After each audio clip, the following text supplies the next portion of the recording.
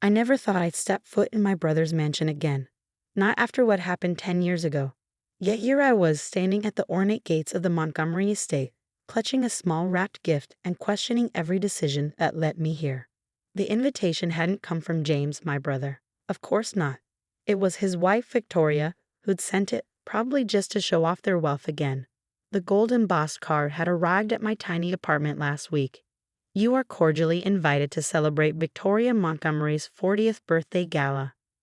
I almost threw it away. Almost. But something stopped me. Maybe it was the memory of my late parents saying family is family, or maybe it was just morbid curiosity about seeing my brother again after all these years. The brother who'd thrown me out when I needed him most. That day is burned into my memory forever. I was 22, fresh out of college, when our parents died in a car crash. James was already successful then, the golden child who turned our father's small business into a multi-million-dollar empire. I thought he'd help me find my feet, give me a chance to prove myself. Instead, he looked at me with cold eyes across our parents' mahogany desk. You're not cut out for business, Sarah. You're too soft. Here's $10,000. Take it and make your own way. Don't come asking for more. I left with nothing but that check and my dignity. The money helped me get through teaching certification and had built a life for myself. Small, but honest.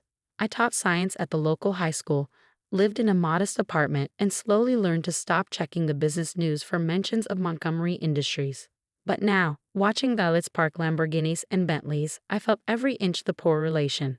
My second-hand Toyota stuck out like a sore thumb. Name? The security guard asked, barely glancing at me.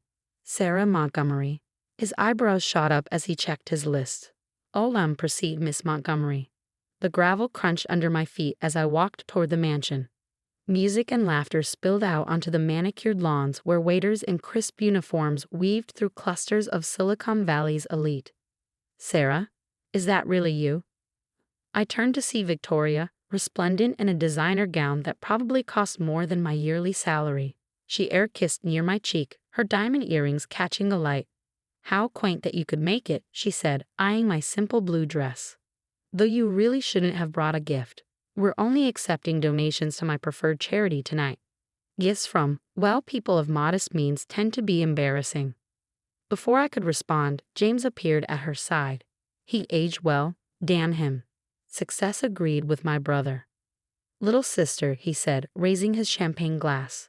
Still teaching, I assume. Admirable work, shaping young minds and all that. Though the pay must be dreadful. Victoria laughed, high and false. Darling, be nice. Sarah's doing her best with what she has. She turned to the gathering crowd. Everyone, this is James's little sister. She's a schoolteacher, isn't that sweet? The wealthy guests tittered. I felt my cheeks burn but held my head high. Congratulations on your birthday, Victoria. The party seems lovely. Oh, it is, she preened. Though I'm sure it's quite different from what you're used to. The champagne alone costs more than… Vic. A deep voice cut through the growing tension. There you are, beautiful birthday girl.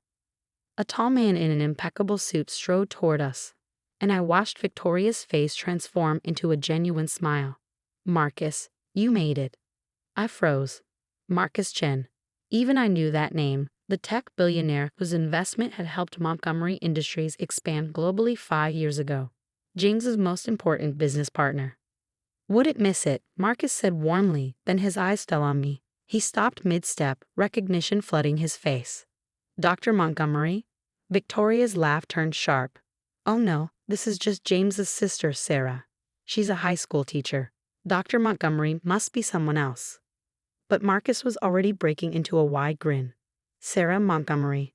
The brilliant Dr. Sarah Montgomery, who's been revolutionizing cancer research through your educational outreach program. The one who just received the National Science Foundation's grant for your groundbreaking work. The silence that fell over the group was deafening. James's champagne glass nearly slipped from his fingers. What? Victoria managed. Marcus turned to them, genuine surprise on his face. You don't know? Your sister's program has been making waves in the scientific community. My foundation has been following her work for months. That's actually why I came tonight. I was hoping to meet you, Dr. Montgomery, when I saw the guest list. I couldn't help the small smile that crept onto my face. Please call me Sarah. Sarah, he corrected warmly. Your method of teaching advanced cellular biology to high school students, getting them involved in actual research, it's revolutionary. The papers your students have published, the breakthroughs they've achieved. I've never seen anything like it. Victoria's face had turned an interesting shade of purple. Papers? Published? But she's just a teacher. A teacher who's transformed her public school classroom into one of the most innovative cancer research labs in the country, Marcus continued. Those students of yours are already being recruited by top universities, and that new treatment protocol your team discovered, absolutely brilliant. James finally found his voice. But? How? When? While you were building your empire, brother, I was building something too, I said quietly. It just wasn't about money. Marcus nodded approvingly. Though speaking of money, he pulled out his phone. That's actually why I wanted to meet you. My foundation would like to fund an expansion of your program. We're thinking nationwide implementation, starting with a grant of about $50 million. Would you be interested in discussing the details over dinner next week? The silence that followed was worth every moment of the last 10 years. Victoria's champagne glass chattered on the marble floor. James looked like he'd seen a ghost. And I felt 10 years of hurt and anger finally start to fade. I'd be honored, I said simply. Marcus beamed. Excellent. Now, tell me more about this latest breakthrough your students made. The way they approached the protein folding problem was fascinating. As Marcus led me away toward a quieter corner of the party, I heard Victoria's shrill whisper to James. $50 million. Your sister. But, I didn't turn around. I didn't need to. Sometimes success isn't about money or mansions. Sometimes it's about staying true to yourself and letting your work speak for itself. Though I have to admit, the look on their faces when Marcus mentioned $50 million. That was pretty satisfying too. The night was just beginning and somehow I knew everything was about to change. Again. The next few hours at Victoria's party were surreal. Word spread quickly about Marcus Chen's offer, and suddenly the same people who'd been snickering at my quaint teaching career were falling over themselves to talk to me. But what really caught my attention was James' reaction. My brother kept watching me from across the room, his face a storm of emotions. I recognized that look. It was the same one he'd worn when we were kids, and I'd outperformed him in school. The difference was, back then, our parents had been there to mediate. Your brother seems troubled, Marcus observed, handing me a fresh glass of champagne. We'd found a quiet spot on the terrace, away from the crowd. James doesn't handle surprises well, I said, especially ones that challenge his worldview. Marcus smiled knowingly. And his worldview has you firmly categorized as his unsuccessful little sister. Something like that. I took a sip of champagne, though I never understood why. We used to be close, you know. Before the money, before our parents died. Ah, Marcus's eyes softened. When did you lose them? 10 years ago. Car accident. I stared into my glass. James changed after that. Or maybe the money changed him before, and I just didn't want to see it. Before Marcus could respond, Victoria's shrill voice cut through the evening air. There you are. She sashayed onto the terrace, clearly having had too much champagne. Marcus, darling, you simply must come inside. The governor just arrived. Marcus didn't move. I'm actually in the middle of a fascinating discussion with Sarah about her research. Victoria's perfect smile slipped. Oh, but surely that can wait. Sarah's just a teacher after all. Even with this little project of hers, she's hardly in our circle. Our circle? Marcus raised an eyebrow. And what circle would that be, Victoria? Why, successful people, of course. She laughed too loud. People who understand business, who've made something of themselves. Not people who waste their time with children and test tubes. I felt my cheeks burn, but before I could speak, James appeared behind his wife. Victoria, he warned, but she was too far gone. No, James, I've held my tongue for years about your charity case, sister. Even when you were sending her money behind my back. The world stopped. What?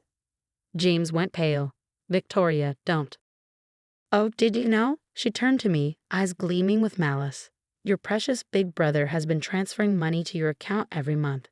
$10,000, like clockwork. He felt guilty, you see. Poor James, always trying to protect his pathetic little sister. I turned to James, my voice shaking. Is this true? He couldn't meet my eyes. Sarah, all this time, I whispered. All these years of acting like I was beneath you, like I was a failure, while secretly sending me money. Money I never saw because, suddenly, everything clicked. Because you were sending it to my old account, the one I closed after you threw me out. The silence was deafening. Where did the money go?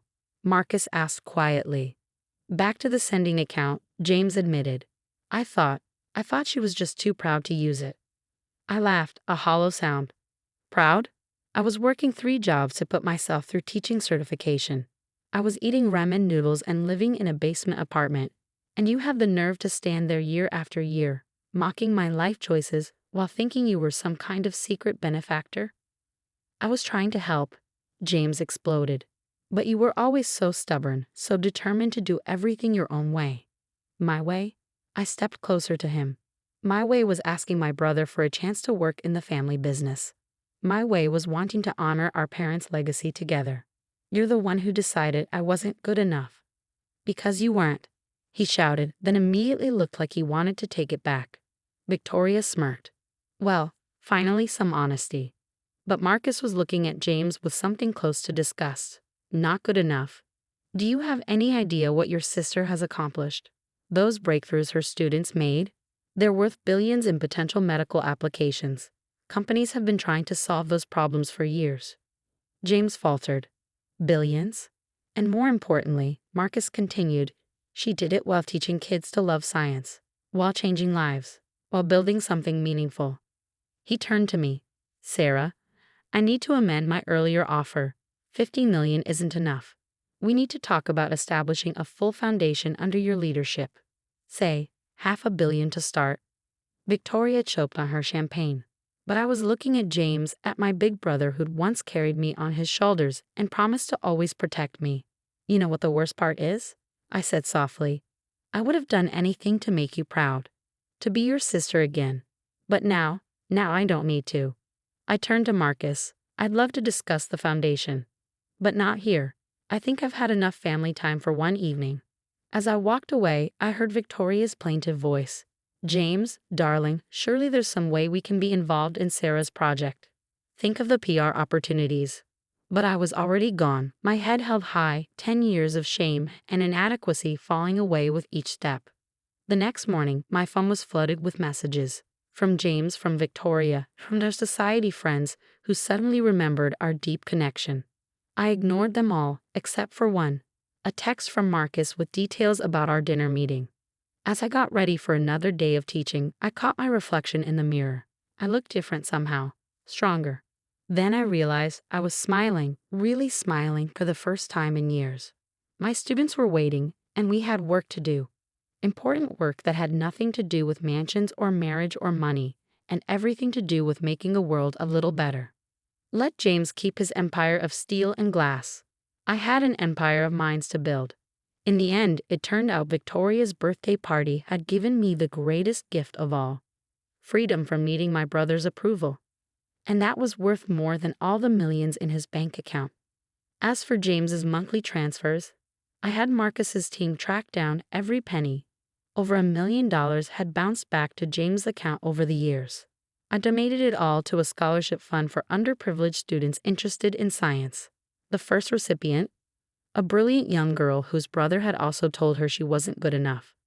Sometimes the best revenge isn't about getting even.